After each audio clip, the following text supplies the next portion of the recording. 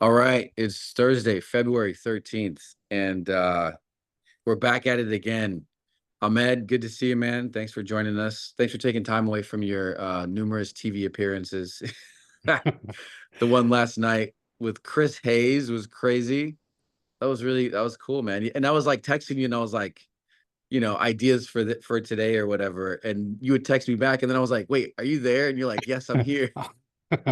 Yeah, I mean, it was super cool with Stephanie Rule and Chris Hayes, and we were just talking. It's just like, you're just talking through all of this insanity, trying to crystallize it, and Yeah, it's like even they're struggling with how to frame everything because it's just so much going on. You're just trying to synthesize it and figure out like what are the threads to pull and how it all ties together. And yeah, it was cool. It was cool. It yeah. was So you definitely were cool on setup. there. I didn't see the whole thing, so I got to watch it again because I got it on record. Now I have Stephanie Rule on record now. So now That's that I know cool. you're going to be on there, but so you were talking about Project 2025. That's actually how you started Yeah. on her show. Before the election. You were talking about 2025 and how real it was, and now you're back because it's come true Yeah. and bigger and faster and more than even you thought, right? Yeah, they're taking, like, for example, the USAID dismantling goes even further than Project Yeah, 2025. There are specific things that they're ramping up. So I wished I was wrong. Like I said on the show, it's like the least satisfying, I told you so ever. And serious. it really, all the Trump alarmists were proven to be realists here. And yeah, Mm, he's pursued all of this. Like over two-thirds of executive orders are directly out of there. The DEI one specifically is like almost verbatim pulling phrases from the jeez. DEI aspects of Project 2025. And they're using it as a checklist Okay. effectively. And you That's were that's talking that's about what's happening. Doge. You were saying that Doge was like specifically, I mean, now we see it's the mechanism, but it wasn't written into Project 2025. But now you see that like that Elon is pulling. Maybe Elon helped to write it. Is that maybe? No, I mean, Elon didn't help to write it, but it's just like now the right wing, the far right ecosystem has the same goals, right? They all are Yeah, aligned, and you know, Project 2025 at its core, it's all these different policy things, but the actual crux of it is a dismantling of the bureaucracy, a gutting of it, and not just a dismantling, but a reshaping and reutilization of it as a tool for the far right. So they break it down and then they twist it into a tool. And yeah, that is what DOGE is doing to the federal government. And also, importantly, it's what he did at Twitter. It's the yeah. same model. He went through Twitter, he fired the liberals, he fired people who disagreed with him, Hmm. and then it didn't become more profitable or more effective in that way, but it did get twisted into a tool for his whims. The algorithm promotes far right content. So Musk did that there, and he's clearly in their eyes the perfect person to come through and do the exact same thing with the federal government and these agencies. Yeah, and when you do it in the way that people tend to do it with corporations, you can do it very fast. The Silicon Valley model used to be move fast and break things, Mhm. um, and and yet the harm is going to be much different, right? In Exactly. corporations, people can move from one corporation to another if they get laid off. Mhm. Corporation can be destroyed. It could be dismantled and come back as something else or splinter off into different corporations. This is the American government, and there's no other federal government for people to go to, after they leave here. And when you lay people off or when you if you lose customers, so to speak, right? At a corporation, it's just customers move to a different business. When you lose customers in America, you're harming the citizens of this country. So it's not the Exactly. same thing at all. Not the same thing at all. So you write about this still on your blog, and we talk about it sometimes, but I actually want people to show it because it's a resource for folks. So if you can pop that up, man, ahmedbaba.news. All right, it's popped up here. So this is my Substack newsletter. I cover everything that's going on in this administration, but I do it from like I don't just do every single day type thing. I take and I synthesize the broader uh, context and what threads are connecting it all. And I've been really tracking Project 2025 since the beginning, right? Like since 2013, 20, not 13, 2023. Yeah. And like you said, that's how I initially got invited on Feels like MSNBC. 2013, man. It feels like 2013 for real, man. It's crazy. But basically, yeah, I come through and on Project 2025 specifically, you could see I covered how the executive orders Hmm. align with it, and then how the I went and dissected the DEI specific order, and then I basically go through all of these because the thing is they're all connected to Project 2025, including their talk of questioning judicial authority. That is Right. also a piece of Project 2025, the unitary executive theory, that Hmm. perverted idea that, was kind of being pioneered in the Reagan years, that perverted Alexander Hamilton's initial Right. interpretation or initial use of it in the Federalist Papers. It's this modern use where they're saying the executive in Article 2 gives them power to do whatever they want effectively and deny court potentially deny court Court rulings, decisions. Yeah. gut Yeah. the civil service and do whatever they want. So that's one of my latest articles on that. But yeah, this is where I'm doing all that work, man, on this newsletter. Okay. Okay. And that last one is about the constitutional crisis that is either here or looming. I don't think it matters. I think there's Yeah. a lot of smart people talk about if we're there or not, and there's a debate. It doesn't fucking matter. We're the fact that we're this close and that we're debating about it means that we're already past the panic point. Yeah. We are looking to see though if he's gonna just completely ignore the courts, which is that places us into like it's new territory for sure. Okay. Definitely. All right. So this is a good resource. Yeah. We're gonna you're due for another one here. It's been 3 days, man. Not to call you out, but you gotta Yeah. Yeah. take a break from TV, man. We gotta see some Yeah, some written. I'm gonna drop another article tomorrow, and I think I'm gonna drop some of the videos today. We'll see, but yeah, sometimes I do some weeks I'll do longer form ones, so Okay. there might be less than three. It'll be maybe two or one big behemoth of an article, but Okay. um, but yeah, I really like the DOGE one where I went through every agency and talked about what he was doing in each agency. That's one of the longer form ones, but yeah, it's Okay. just it honestly, I do it for like obviously readers and stuff, but it helps me understand. Oh, totally. Like the best way to Totally. learn about stuff is to write about it. So it's really kind Yes. of helps me like get a hold on what's going on. Yeah, and in between that, you got this that you do once or twice a week with me, and kind of go through some ideas. Okay, so but one of them is like what we're doing about this, and we Yeah. the broader we, those of us who prefer democracy over dictatorship. And so we're seeing the Dems do these press conferences. They're showing up at protests. I think Klobuchar and a bunch of other senators had their was it a filibuster? They held the floor last Yeah. night. They held the floor Yeah. last night, all last night. And so they're ratcheting up their pushback. Hmm. Um Cabinet picks are still getting confirmed. Things Yeah. are, DOGE is still taken down. What was it? The latest was it the Food and Drug Administration or something, or the Yeah. They're looking at the FDA. They just took down the research arm in the education department. right? They're now that the buyout, not the buyout, but the deferred resignation was Yeah. unfrozen. Now they're just outright firing people. That's Yep. something new that started happening today. So Yep. it's ongoing, but this is the first. I just got to say, this is the first phase. Like the goal isn't just to dismantle it. They're gonna then do what they want to do with a This is more where they loyal like they bureaucracy. feel they fill it with the people that they were hiring for this before the election, right? So they're going to fill it with their Yeah, own folks, or just outright cut departments and not back those again, or not backfill them. Okay, exactly.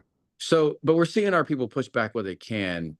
I would argue that it's still not enough. Like I think it like civil disobedience. I want to see some people go to jail, like Yeah, get dirty, make some sacrifices. So that's we'll see what happens with that.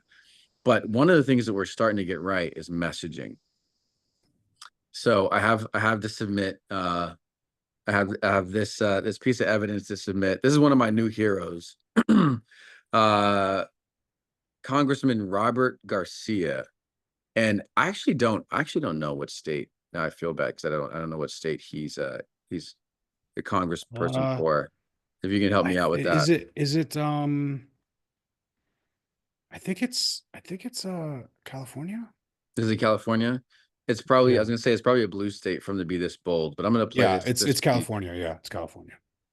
this is I just want to say that some people are gonna feel differently about this like new level. Some folks are gonna be like, I love this. Some people are gonna feel put off by this. I will tell you that this is where we're headed and where we need to head in order for us to break through on messaging. Here we go. I find it ironic, of course, that our chairwoman, Congresswoman Green, is in charge of running this committee. Now, in the last Congress, Chairwoman Green literally showed a dick pic in our oversight congressional hearing, so I thought I'd bring one as well. Now, this, of course, we know is President Elon Musk. He's also the world's richest man. He was the biggest political donor in the last election. He has billions of dollars. Okay, so I'm gonna pause this here. Okay, so first of all, there's there's the call out to Republicans, all right, and what they've already done, the bar that they've already set. Okay, there's the joke. Humor is so important in this. Okay, that is where the internet is. That is where young people are. That's where young men are. And making a joke about like starting with Marjorie Taylor Greene and then pulling in this thing about calling him a dick. All right. This is like hitting the middle of the freaking bullseye on rising above the noise that you get from media. Okay. And then there's the reveal that he's calling Elon Musk a dick. All of that, like the reveal, the picture, um, it is all and you can see from his peer right next to him that, I mean, as a litmus test on like what we think about this, that he's having a hard time He's geeking out. Yeah. controlling his laughter because he thinks it's hilarious. There's the little dig on like president. He's calling him President Elon Musk. Like he's hitting every single box on this dude on like how to make a message that is relevant to today's media ecosystem, how to break through, how to get to Trump, right? Because Trump is watching Fox News. This is on Fox News. Trump is watching this.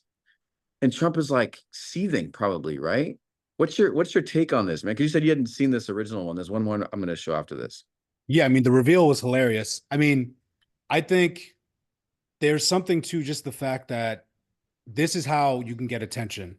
Yeah. Now, some people might have a problem with the joke itself or whatever, but I think the framework of what he did is a framework to follow. It's something that you use to get attention and rise above it. Because I saw there's another video where he's interviewed. Oh yeah, when right he's here. I want to This one right hear here. why. I But saw do you this one. think that calling Elon Musk a dick is effective messaging for confronting what is a potentially irreversible transformation of the U.S. government?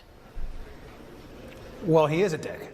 And I think he's also harming the American public in an enormous way. He doubles down, right? And what I think is really important, and Yeah, what the American public want, and let's see what is he for says. us to bring actual weapons to this bar fight. This is an actual fight for democracy, for the future of this country, and it's important to push back on the chairperson of this committee. I mean, Marjorie Taylor Greene talks about having decorum, about bipartisanship.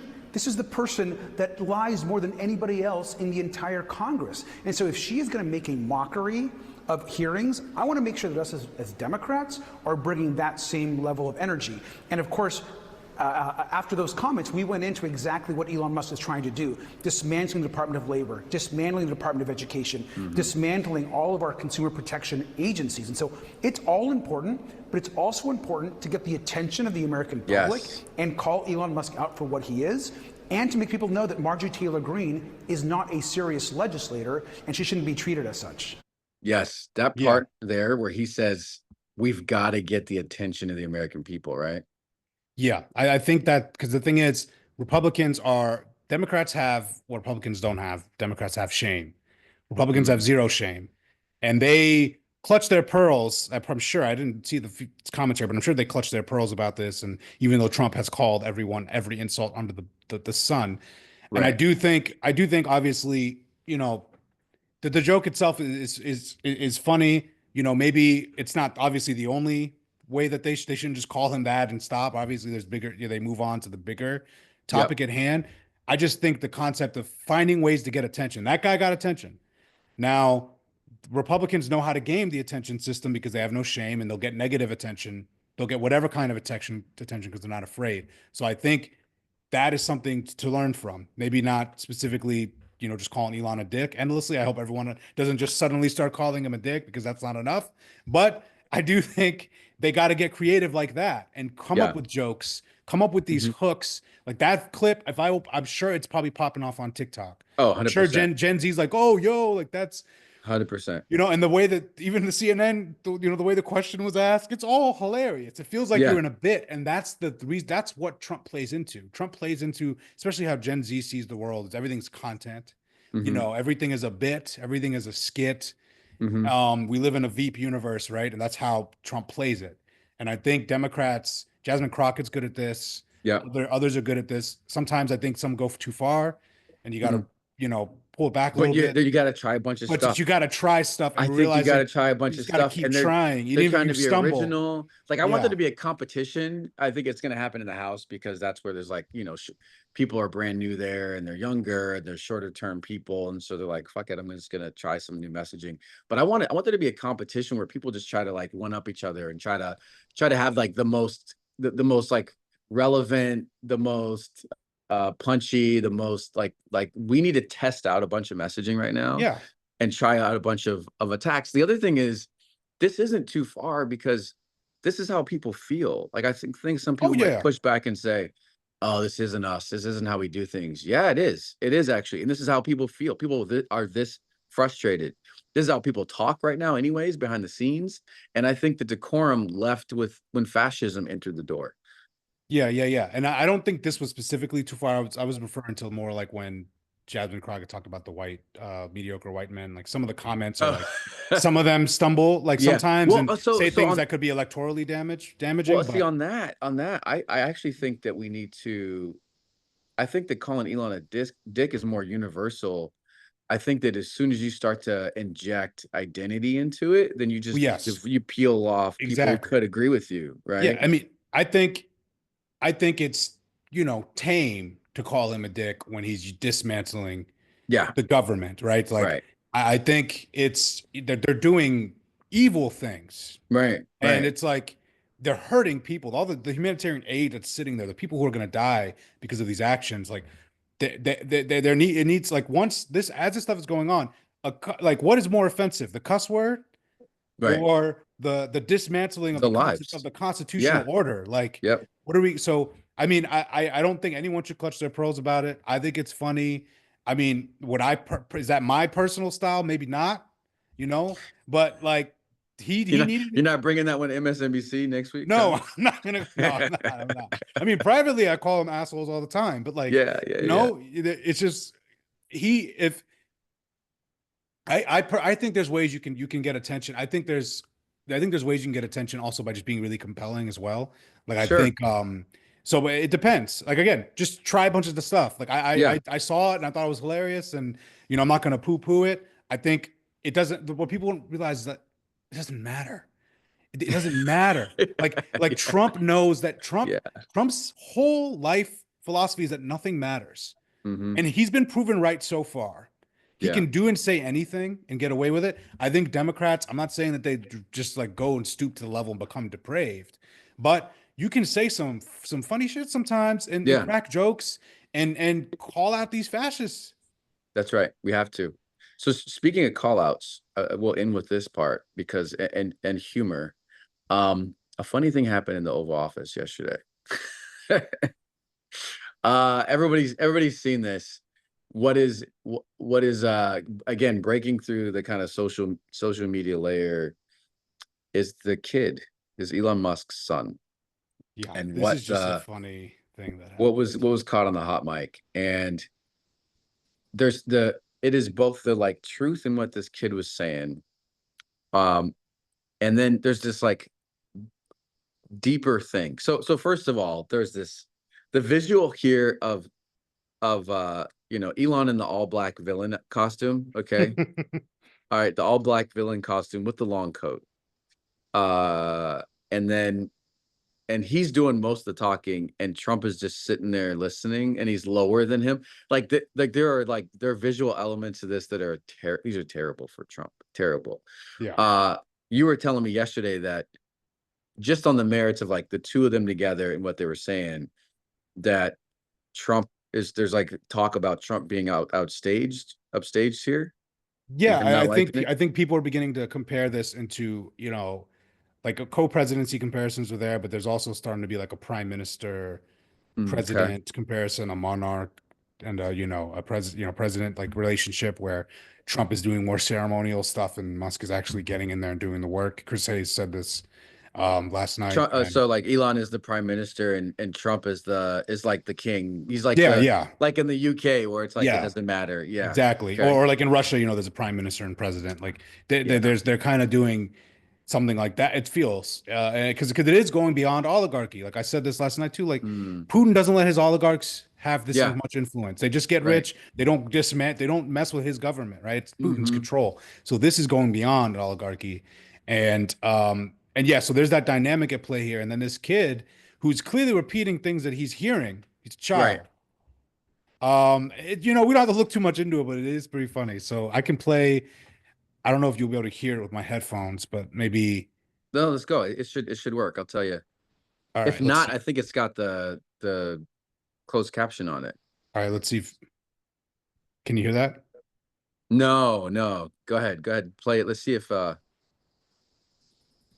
let's see. is this the one with the closed caption? Space seem like, well, aren't we in a democracy? Oh, I can hear it. You can hear it? Yeah.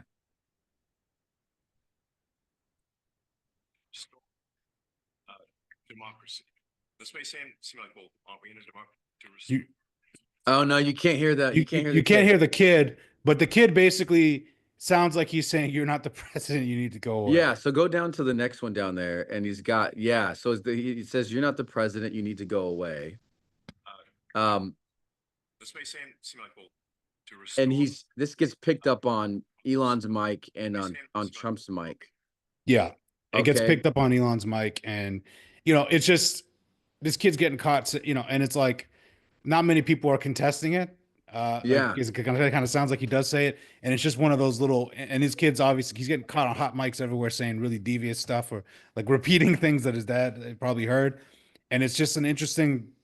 Trump's getting sunned there, and look at his face. Donald's face He throughout hears this it. whole thing is Yeah, miserable. he hears this kid say this. He's I right think there. he hears the kid say it. Right? Because he says two things. He says, "You're not the president. You need to go away," and then he also tells him to stop talking. He tells Trump to stop talking, and it's right there in Yeah. front of TV. So, this is like one of those things. This is like one of those and these are all posts where he says, you can look this up easily. He says you're not the real president. These are things where,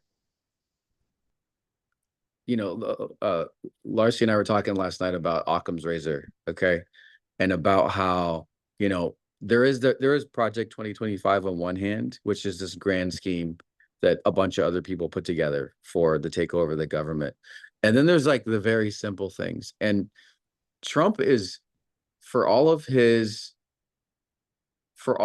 kind of confusing motivations and actions, he's a very simple dude when it comes to his ego.